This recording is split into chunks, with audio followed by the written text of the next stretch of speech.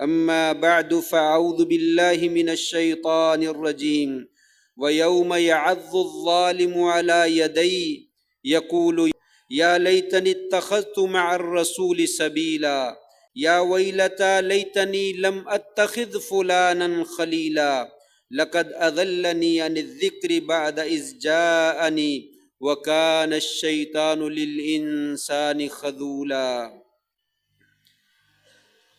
اور جس دن ظالم آدمی اپنے ہاتھوں کو کاٹے گا اور کہے گا کاش میں نے رسول کے ساتھ راستہ جو ہے وہ اختیار کیا ہوتا، ہائے کاش میں نے فلاں کو اپنا دوست نہ بنایا ہوتا، اس نے مجھے سیدھے راستے سے ہٹا دیا جس وقت میرے پاس نصیحت جو ہے وہ آئی تھی۔ اور یاد رکھیے شیطان جو ہے وہ انسان کو چھوڑ جانے والا ہے۔ نہایت ہی عزت کے لائق سامعین محترم، بزرگوں، دوستوں، بھائیوں، معززات ماؤں، بہنوں اور بیٹیوں، آج کی دنیا کی زندگی انتہائی مشغولیت کی زندگی ہے، جس میں ہر بندہ ہی اپنے آپ کو بڑا مشغول سمجھتا ہے، جس میں اس نے اپنی نیند بھی پوری کرنی ہے، کھانے پینے کا وقت بھی نکالنا ہے، اور اپنی ڈیوٹی، ذمہ داری، اپنی روزی کمانے کے لیے بھی وقت صرف کرنا ہے، اور پھر اس کے پاس سب سے مہم کام واٹس ایپ اور فیس بک اور ٹویٹر اور اس طرح کی چیزوں کو دیکھنے کے لیے بھی ایک اچھا خاصا وقت اسے درکار ہے، اس میں بھی اپنے آپ کو مشغول کرنا ہے۔ اور ایسے ہی پھر دوست احباب بھی ہیں، ان کو بھی ملنا ہے، مہمانوں کے ساتھ بھی وقت گزارنا ہے، سیر و سیاحت بھی اس کی زندگی میں جو ہے وہ شامل ہے، اور اس کے علاوہ بے شمار مصروفیات ہیں۔ 24 گھنٹوں میں اگر وقت کو تقسیم کیا جائے تو ساری چیزیں انسان کی پوری ہوتی نظر نہیں آتی۔ ایسے میں انسان کے پاس اتنا وقت نہیں ہے کہ وہ اپنی اولاد کی طرف بھی تھوڑی سی نظر اٹھا کر جو ہے وہ دیکھ سکے۔ تو یہی میری گفتگو کا عنوان ہے، ایک نظر اپنی اولاد پہ بھی ڈالیے، ذرا ایک نظر اپنی اولاد پہ بھی ڈالیے، تھوڑا سا وقت نکالیے، جہاں اتنی مشغولیت میں اور اتنی مصروف ترین زندگی آپ جو ہے وہ بسر کر رہے ہیں اور گزار رہے ہیں، اور بہت سارے ایسے کام سر انجام دے رہے ہیں جن کا نہ آپ کو اپنی ذات کو کوئی فائدہ ہے، نہ آپ کے گھر والوں کو اس کا کوئی فائدہ ہے، نہ معاشرے کو کوئی فائدہ ہے۔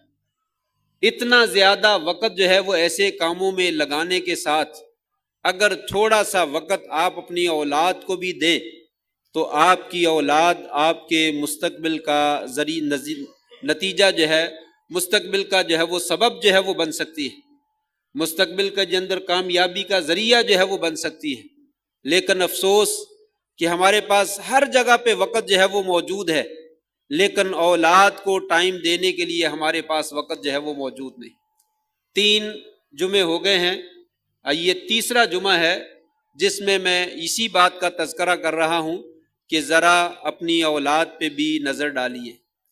پچھلے 2 خطبات جمعہ میں میں نے ذکر کیا کہ اولاد کے اندر عقیدہ صحیح جو ہے وہ پیدا کرنے کی کوشش کیجیے، اللہ کا خوف، اللہ کا ڈر اور مراقبت اللہ، یہ جو ہے وہ بچے کے اندر جو ہے وہ پیدا کیجیے۔ نمبر 2، بچے کی نماز، اس کا جو ہے وہ لحاظ رکھیے۔ نمبر 3، بچوں کی اخلاقیات، اس کو درست کرنا یہ والدین کی ذمہ داری ہے، اس کے حسن اخلاق کی جو ہے وہ تربیت اس کی جو ہے وہ کیجیے تاکہ وہ باعزت شہری بن سکے، لوگوں کا ادب کرنے والا، احترام کرنے والا بن سکے، بدتمیز جو ہے وہ نہ بن جائے۔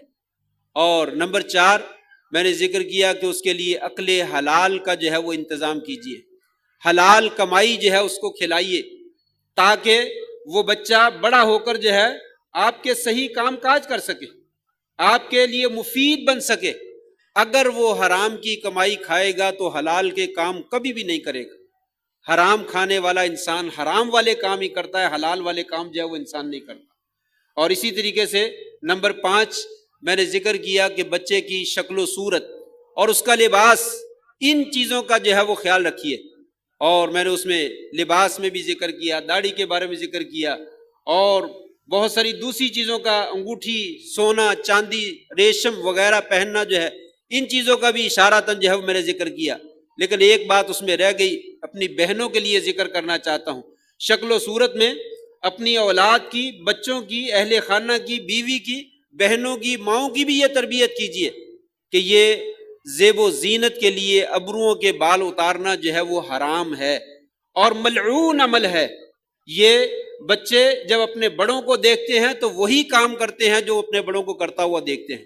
ماں جو ہے وہ اپنے ابروؤں کے بال جو ہے وہ کھیڑتی ہے اور سنوارتی ہے۔ کیا کوئی نیک آدمی ہے، کیا کوئی برا آدمی ہے، کیا کوئی اہل حدیث ہے، کیا کوئی غیر اہل حدیث ہے، کیا کوئی عالم کی بیوی ہے، کیا کوئی دوسرے کی بیوی ہے، الغرض الا ماشاءاللہ، جس کو اللہ نے توفیق دی وہی صرف بچنے والا ہے۔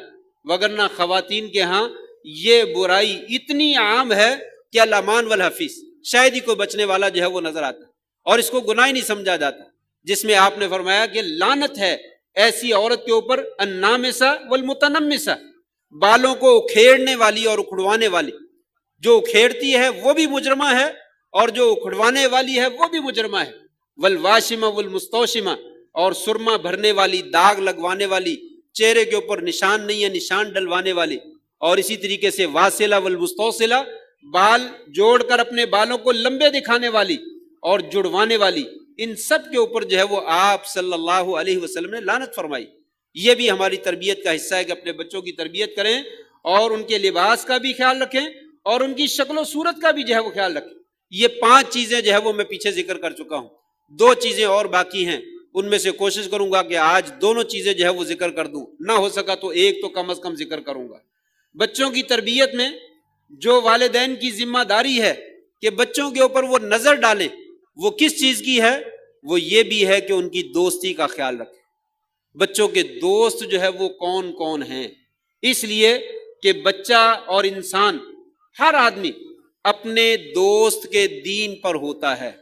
المرء علی دین خلیلہ فلینظر احدکم الی من یخالل، یہ آپ صلی اللہ علیہ وسلم کا فرمان ہے کہ آدمی اپنے بھائی کے، اپنے دوست کے دین پر ہوتا ہے۔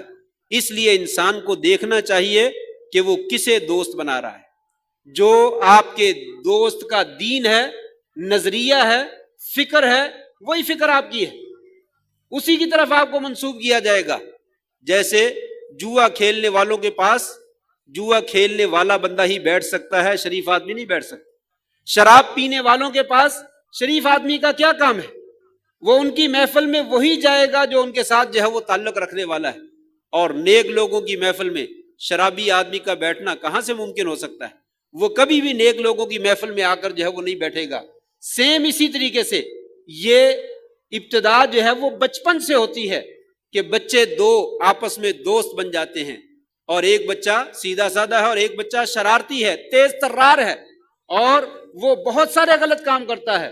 چنانچہ وہ بچہ اپنے دوسرے ساتھی کو بھی اپنے رنگ میں جو ہے وہ رنگ لیتا ہے، وہ اسی رنگ میں جو ہے وہ رنگا جاتا ہے۔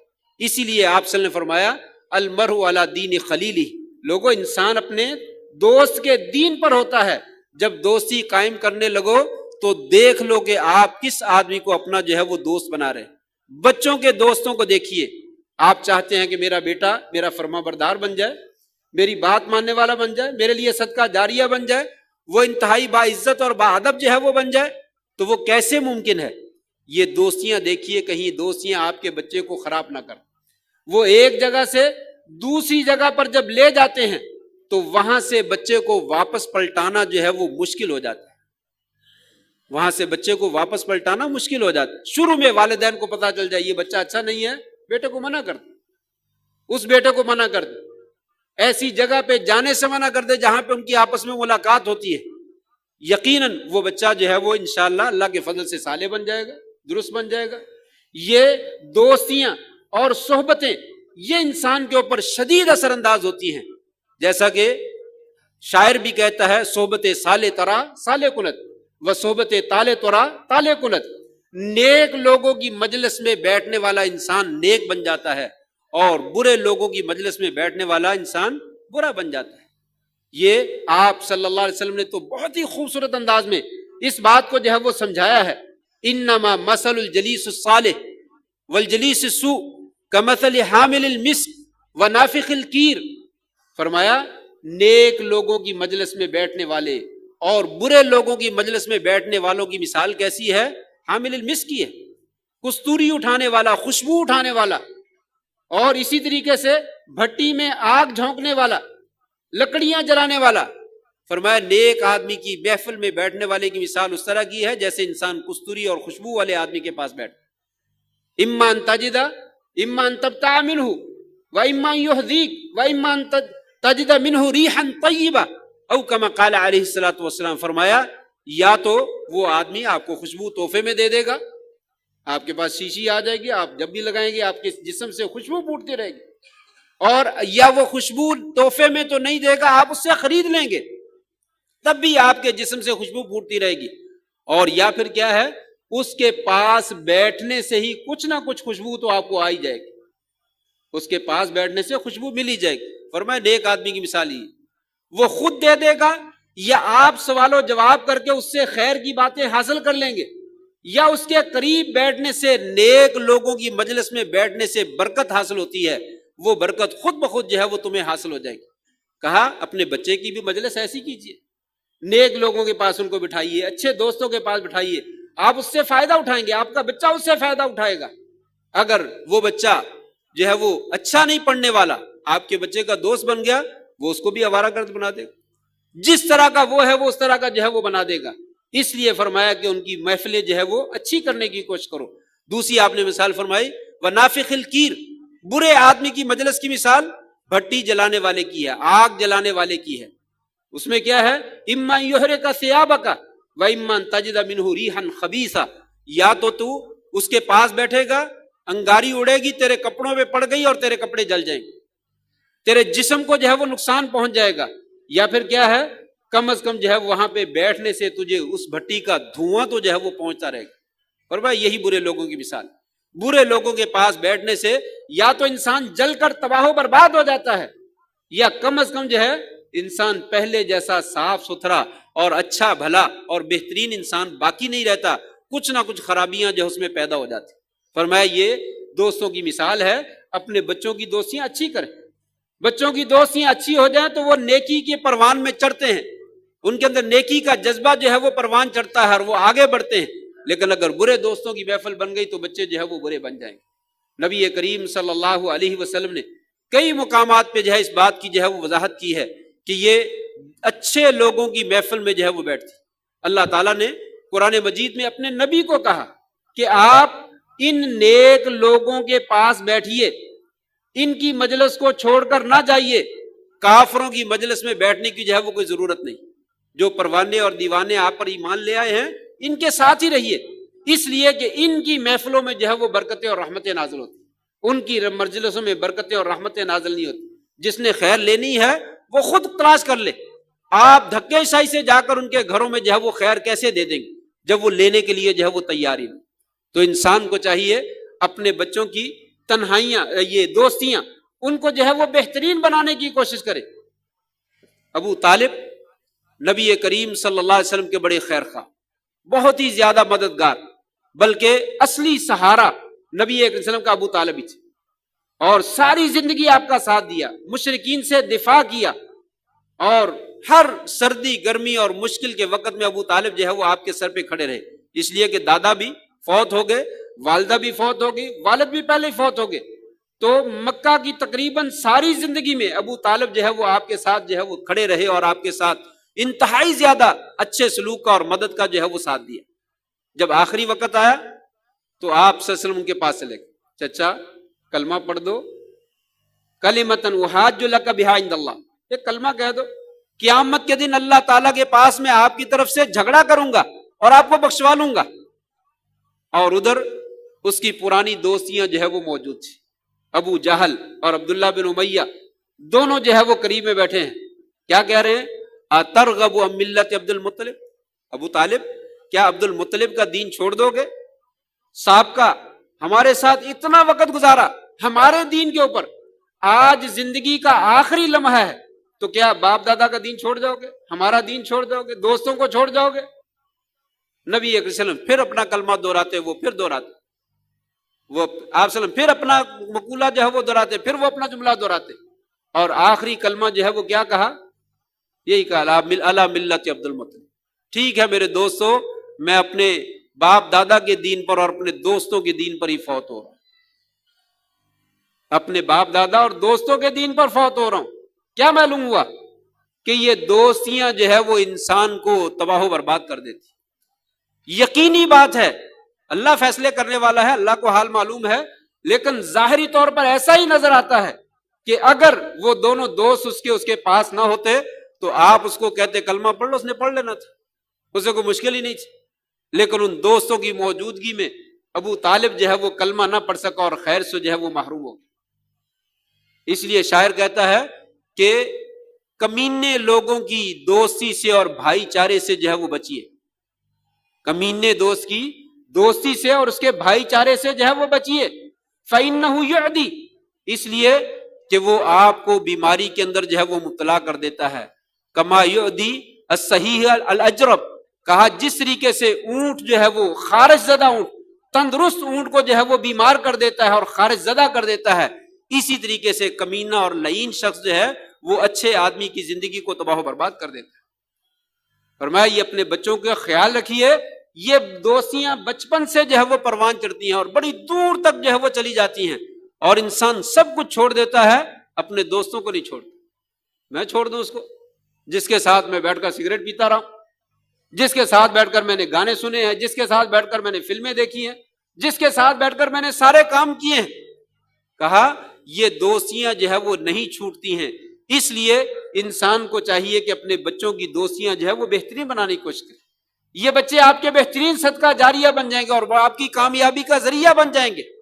نہیں تو دیکھیے ان لوگوں سے پوچھیے جو لوگ آپ کو نظر آتے ہیں، فلمیں دیکھتے ہیں، شرابیں پیتے ہیں، جوا کھیلتے ہیں، انہوں نے کیسے یہ سارے کام کرنے شروع کر دیے؟ آنن فانن جو ہے وہ یہ سارے غلط کام کرنے والے بن گئے. بلکہ ایک وقت لگا. ہر ایک آدمی کی علیحدہ علیحدہ ہسٹری ہے، جیلوں کی سلاخوں میں پیچھے پڑے ہوئے. پوچھیے ان سے جا کر، اس سے پوچھیں گے آپ نے یہ کام کیسے شروع کیا؟ کہا نہیں میں تو شروع میں اچھا تھا، بس وہ میرا فلاں دوست جو تھا نا وہ میرے پاس آیا تھا ایک دن، کہنے لگا وہ کام کرنا ہے، آؤ چلیے. میں نے کہا نہیں یار یہ اچھا نہیں ہے. نہیں آؤ کرنے، اس میں یہ فائدہ ہے، یہ فائدہ ہے، آؤ نا. دوستی کے مناہی سے اس کا بھرم رکھتے ہوئے کہ میرا دوست ہے، میں بھی چلا گیا. بس ایک دفعہ کام کیا، پھر دوسری دفعہ کیا، پھر تیسرا، پھر میں بھی اسی طرح کا ہو گیا. یہ دوستیاں جو ہے انسان کو جیل کی سلاخوں میں پھینکتی ہیں، اور یہی دوستیاں جو ہے انسان کو جہنم کی آگ میں جو ہے انسان کو جو ہے وہ دھکیل دیں گے. لیکن نیک لوگوں کی مجلس کیسی ہے؟ آپ وسلم کی وہ حدیث مشہور ہے جس میں آپ نے فرمایا تھا کہ لوگوں، اللہ تبارک و تعالیٰ کے فرشتے زمین پہ گھومتے پھرتے ہیں اور نیک لوگوں کی مجلس کو تلاش کرتے ہیں. جب کوئی مجلس مل جاتی ہے تو سب فرشتوں کو آواز دیتے ہیں آ جاؤ ہلم، آ جاؤ، تمہارا اپنا اصل مقصود جو ہے یہاں پہ مل گیا ہے. وہ آ کر مجلس کو اپنے گھیرے میں لے لیتے. پھر وہ سارا قصہ لمبا ہے، اللہ تعالیٰ کے پاس جاتے ہیں، پھر وہ بتلاتے ہیں کہ کہاں سے آئے ہیں. تو اللہ تبارک و تعالیٰ آخر میں فرماتے ہیں فرشتوں گواہ ہو جاؤ انی قد غفرت لہم، میرے بندے جو ہیں جنت کا تذکرہ کر رہے ہیں، جہنم سے پناہ مانگ رہے ہیں اور جنت کا سوال کر رہے ہیں اور میرا ذکر کر رہے ہیں. اے میرے فرشتوں گواہ ہو جاؤ میں نے ان سب کو معاف کر دیا. فرشتے کہتے ہیں یا اللہ ان میں ایک بندہ ایسا تھا جو اس مجلس میں حاضری کے لیے نہیں آیا تھا، یہ تیری تبلیغ تیرے دین کو سننے کے لیے نہیں آیا تھا، وہ اپنے کسی کام کاج کی غرض سے آیا تھا. اس مجلس میں کوئی اور دوسرا آدمی تھا جس کو اس نے ملنا تھا، اس کے انتظار میں وہ بھی مجلس میں بیٹھ گیا. قربان جائیے، اللہ تعالیٰ فرماتے ہیں میرے فرشتوں گواہ ہو جاؤ میں نے اسے بھی معاف کر دیا.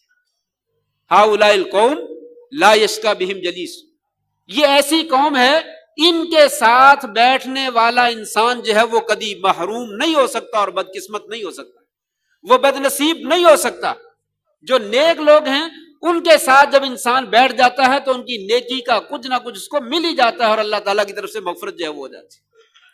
اور فرمایا قرآن مجید میں بھی ہے الاخلاء بعضهم یومئذ بعضهم لبعض عدو الا المتقین، یہ دوستیاں جو ہے ساری کی ساری دشمنی میں بدل جائیں گی۔ قیامت کے دن یہ تمام کی تمام دوستیاں دشمنی میں بدل جائیں گی الا المتقین، سوائے متقین کی دوستیاں جو ہے وہ دشمنی میں نہیں بدلیں گی۔ حسن بصری رحمہ اللہ اس آیت کی تفسیر میں فرمایا کرتے تھے لوگوں اپنے نیک لوگوں کی دوستیوں کو زیادہ کرو، ایماندار دوستوں میں تعداد کو بڑھاؤ، اس لیے کہ قیامت کے دن ایماندار دوست اپنے دوستوں کے حق میں سفارش کریں گے، اس لیے دنیا میں اپنے ایماندار دوستوں کی تعداد میں اضافہ کر لو۔ کیوں؟ فرمایا قیامت کا دن ہوگا، جنتی جنت میں چلے گئے، جہنمی جہنم میں چلے جائیں گے، اس وقت جو جنت میں جائیں گے وہ لوگ جو ہے وہ اللہ تعالیٰ سے درخواست کریں گے، اور حدیث کے لفظ ہے صحیح مسلم کے بھی اور صحیح بخاری میں بھی کہ وہ اتنا زیادہ جھگڑا کریں گے اس حق کو لینے کے لیے، کوئی آدمی اپنے حق کو لینے کے لیے اتنا زیادہ جھگڑا اللہ سے نہیں کرے گا اور نہ دنیا میں کسی نے کیا۔ اس حق کو لینے کے لیے کسی معاملے میں بھی کبھی کسی نے اتنا زیادہ شدت کے ساتھ مطالبہ نہیں کیا جتنی شدت کے ساتھ یہ مطالبہ کریں گے۔ کیا مطالبہ کریں گے؟ کہ یا اللہ یہ ہمارے دوست ہمارے ساتھ نماز پڑھتے تھے، ہمارے ساتھ روزہ رکھتے تھے، ہمارے ساتھ حج کرتے تھے، آج وہ جہنم میں جا چکے ہیں، یا اللہ تو ان کو معاف کیوں نہیں کرتا، ان کو جہنم سے نکالتا کیوں نہیں؟ تو اللہ تبارک و تعالیٰ جب ان کی بحث کو، ان کے جھگڑے کو اور ان کی تڑپ کو دیکھیں گے تو کہیں گے جاؤ جاؤ، جو جو تمہارے دوست ایماندار ہیں ان کو نکال۔ اللہ تبارک و تعالیٰ ان کے چہرے جو ہے وہ باقی رکھیں گے، کسی کی پنڈلیاں جو ہے وہ جلی ہوئیں گی، کسی کے گھٹنے جو ہے وہ جلے ہوئیں گے، لیکن شکل و صورت جو ہے وہ باقی رہے گی۔ فرمایا وہ شکل و صورت سے پہچانیں گے، حتیٰ کہ ایک ایک کر کے تمام مسلمانوں کو جو ہے وہ جنت سے نکالیں۔ فرمایا یہ دوستیاں جو ہے وہ قیامت کے دن جو ہے وہ باقی رہیں گی۔ الاخلاء یومئذ بعضهم لبعض عدو الا المتقین، دنیا میں جتنی گندی دوستیاں ہیں وہ ساری کی ساری دشمنی میں بدل جائیں گی، اور جو نیک دوستیاں ہیں یہ انسان کو آخرت میں کام آنے والی۔ جب شریعت اتنا زیادہ زور دے رہی ہے تو ہم بے پرواہ ہو جائیں اور لاپرواہ ہو جائیں، بچہ جس کے ساتھ دوستی کرتا کرے، جس کے ساتھ جو ہے وہ دشمنی کرتا کرے؟ نہیں، ایسا نہیں ہے۔ اس کی دوستی اچھی بنائیے، یہ آخرت میں دنیا میں بھی فائدہ دے گی اور آخرت میں تو انشاءاللہ اس نے فائدہ دینا ہی دینا۔ لہٰذا والدین کی تربیت کے پہلوؤں میں سے اہم ترین پہلو یہ ہے کہ اگر وہ اپنی اولاد کی صحیح تربیت کرنا چاہتے ہیں تو ان کی دوستیوں کی جانچ پڑتال کریں اور اس پہ نظر رکھیں، اچھے دوست جو ہیں ان کے باقی رہنے دیں اور جو غلط قسم کے دوست ہیں ان سے اجتناب کرنے کی کوشش کریں۔ ساتویں اور آخری بات یہ ہے، وہ یہ ہے کہ بچوں کی خلوت کا بھی خیال رکھیں، ان کی تنہائی کا بھی خیال رکھیں۔ ہمارے پاس تو ٹائم ہی نہیں ہے نا، وقت ہی نہیں ہے، ان کی کون کون سی مشغولیات کو ہم دیکھیں۔ مدرسوں میں بچوں کو ڈال دیا جاتا ہے، اسکولوں میں ڈال دیا جاتا ہے، کالج میں ڈال دیا جاتا ہے، اکیڈمیز میں ڈال دیا جاتا ہے، ٹیوشن سینٹر میں ڈال دیا جاتا ہے، بس یہ جانے اور ان کا کام جانے۔ نہیں، اساتذہ نے پڑھا دینا ہے، بتا دینا ہے۔ کلاس میں تو بچے زیادہ شرارت نہیں کرتے، کوئی قد کو شرارت کرتے وہ سزا بھی دے دیتا ہے، اور اکثر اسکولوں میں رہائش کا تو سسٹم نہیں ہوتا، بچے پڑھنے کے بعد فوراً واپس آ جاتے ہیں، ٹیوشن سینٹر میں بھی پڑھنے کے بعد واپس آ جاتے ہیں۔ کچھ مدارس ہے جہاں پہ بچے جو ہے وہ وقت زیادہ گزارتے، وگرنہ اکثر دنیا کے بچے جو ہیں وہ گھر میں آ جاتے ہیں، سارا وقت انہوں نے گھر میں ہی گزارنا ہوتا ہے، تو لہٰذا ان کے اوپر مکمل نگرانی جو ہے وہ والدین نے کرنا۔ تو کہا ان کی تنہائیوں کا جو ہے وہ خیال رکھیں۔ خلوت جو ہے یہ انتہائی مہم ہے، خلوت اگر کسی کی پاک ہو جاتی ہے تو اس کی جلوت یقیناً پاک ہو جاتی ہے، اور جس کی خلوت جو ہے وہ گندی ہے اس کی جلوت جو ہے وہ صاف بھی ہو تو انسان کو کوئی فائدہ نہیں دیتی، اس کی جلوت جو ہے وہ صاف بھی ہو تو انسان کو جو ہے وہ کوئی فائدہ نہیں دیتی۔ کسی نے کہا اگر انسان جو ہے ظاہر میں بڑا نیک بنتا ہے اور چھپ کر جو ہے وہ برائی کرتا ہے تو کہا اس سے بڑی منافقت اور کیا ہو سکتی ہے، اس سے بڑی منافقت جو ہے وہ کیا ہو سکتی ہے۔ اصل تقوی اور اصل پرہیزگاری ہے یہ ہے کہ انسان جب کوئی نہ دیکھ رہا ہو اس وقت جو ہے وہ گناہ سے باز آئے۔ اسی لیے کہا کہ کل قیامت کے دن عرش کا سایہ ملے گا اس بندے کو، رجل ذکر اللہ خالیا ففاضت عیناہ، تنہائی میں بیٹھ کر اللہ کو یاد کرتا ہے تو اس کی آنکھوں سے آنسو بہ پڑتے ہیں، تنہائی میں بیٹھ کر گناہ نہیں کرتا بلکہ اللہ کو یاد کرتا، میرا اللہ مجھے دیکھ رہا ہے، میرا رب مجھے دیکھ رہا ہے، اس کی پکڑ جو ہے وہ بہت زیادہ ہے۔ اگر تنہائی پاک ہو جائے بچے کی تو یقیناً اس کا ظاہر جو ہے وہ بہت ہی خوبصورت بن جائے گا۔ تو بچوں کی تنہائی کو دیکھنے کی اشد ضرورت ہے۔ وہ کیا کرتے ہیں، کیا نہیں کرتے؟ ایک دفعہ اگر بچہ غلطی کر لیتا آپ کو پتا چل گیا، اس کو منع کرتے رک جائے گا۔ 2 دفعہ کرتا ہے تو آپ نے روک دیا، وہ رک جائے گا۔ لیکن اگر 10 15 20 دفعہ وہ تنہائی میں وہ غلط کام کر چکا ہے، پھر اس کو روکنا یا تو انتہائی مشکل ہو جائے گا بلکہ ہو سکتا ہے ناممکن ہو جائے۔ اس لیے کہ میں نے پیچھے بھی ذکر کیا کہ عادتیں جو ہے وہ تبدیل نہیں ہوتی، عادتیں بننے میں ایک ٹائم لگتا ہے، جب وہ ٹائم گزر جاتا ہے اور عادت پکی ہو جاتی ہے پھر وہ عادتیں تبدیل نہیں ہوتی۔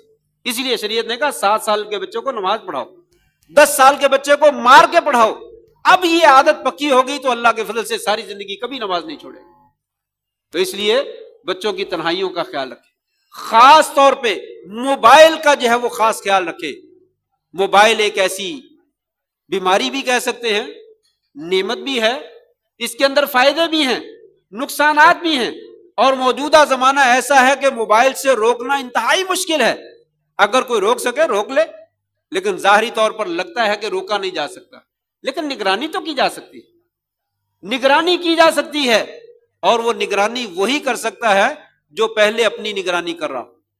اگر اس کا اپنا موبائل پاک اور صاف ہے تو وہ بچے کا موبائل بھی پاک صاف کر سکے گا، لیکن اگر اس کا اپنا موبائل ہی صاف نہیں ہے اور اس کی اپنی تنہائی صاف نہیں ہے، اپنی خلوت ہی صاف نہیں ہے، وہ بچوں کی تنہائی کو پاک اور صاف نہیں بنا سکتا اور بچوں کو بگڑنے اور تباہ و برباد ہونے سے نہیں بچا سکتا۔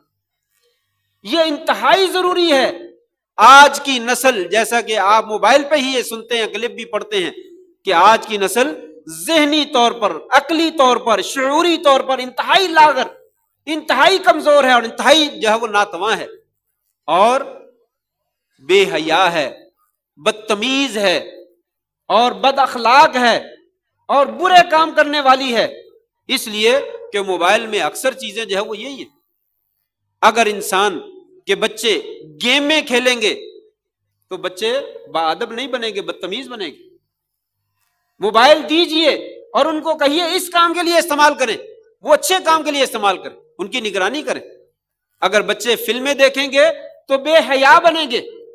اگر کسی سکالر کی، کسی غلط قسم کا سکالر، کسی غلط قسم کا جو ہے وہ سپیکر، وہ غلط باتیں بتلاتا ہے، بچے اس کو سنیں گے تو بدعقیدہ بن جائیں گے، ان کا عقیدہ خراب ہو جائے گا۔ اس لیے یہ والدین کی ذمہ داری ہے، موبائل دیں، نیٹ بھی دیں، لیکن ان کا استعمال جو ہے وہ ان کو بتلائیں، بیٹا یہ چیزیں دیکھ، میں بھی یہ چیزیں دیکھ رہا ہوں، تم بھی یہ چیزیں دیکھو، یہ چیزیں دیکھنے والی، یہ چیزیں نہیں دیکھ۔ بیٹا جہاں پہ میں دیکھ رہا ہوں وہاں پہ اللہ بھی دیکھ رہا ہے، وہاں پہ اللہ بھی دیکھ رہا ہے۔ وقت جو ہے وہ ختم ہو گیا ہے، صرف ایک حدیث ذکر کر کے میں اپنی بات ختم کرتا ہوں۔ یہ بات بہت لمبی تھی، لیکن بہرحال اللہ کا جو کرنا، جو اللہ چاہتا وہی ہوتا ہے۔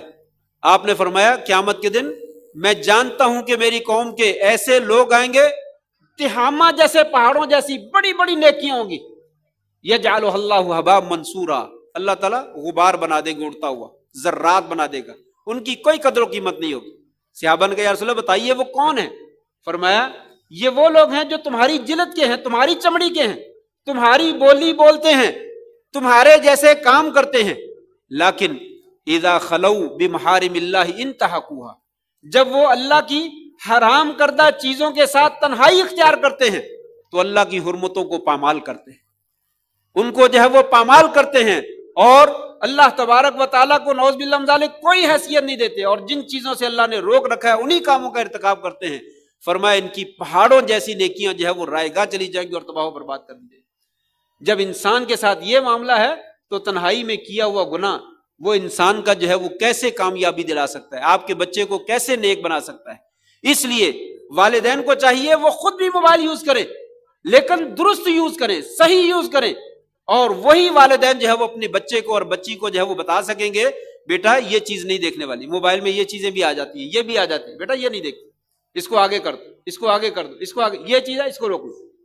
لیکن جب والد علیحدہ بیٹھ کر دیکھ رہا ہے، والدہ علیحدہ بیٹھ کر دیکھ رہی ہے تو بچہ کیوں نہیں دیکھے گا؟ میں نے پہلے کہا یہ 3 چیزیں ہیں۔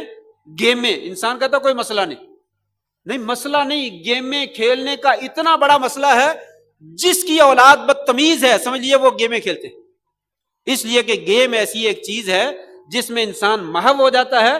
جب وہ محو ہو جاتا ہے تو اس کا اٹھنے کو جی نہیں چاہتا، وہ کہتا ختم کرنی. ماں آواز دے رہی ہے، باپ آواز دے رہا ہے، وہاں پہ کام ہے، وہ کہتا نہیں. اگر اس سے موبائل چھینے وہ جنگ کرے گا، لڑے گا اور موبائل اٹھا کے منہ پہ دے مارے گا. یہ گیمیں انسان کو بدتمیز بناتی ہیں، وقت ضائع نہیں کرتی. انسان سمجھتا کہ کوئی بات نہیں 2 منٹ کے لیے کھیلنے کے لیے.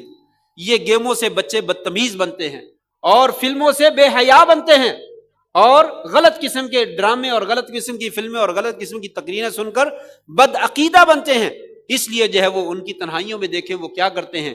اللہ سے دعا ہے اللہ تبارک و تعالی ہمیں خود بھی پاک اور صاف بننے کی توفیق نصیب فرمائے اور اپنی اولادوں کو بھی بہترین بنانے کی جو ہے وہ توفیق عطا فرما دے. وآخر دعوانا ان الحمد للہ رب العالمین.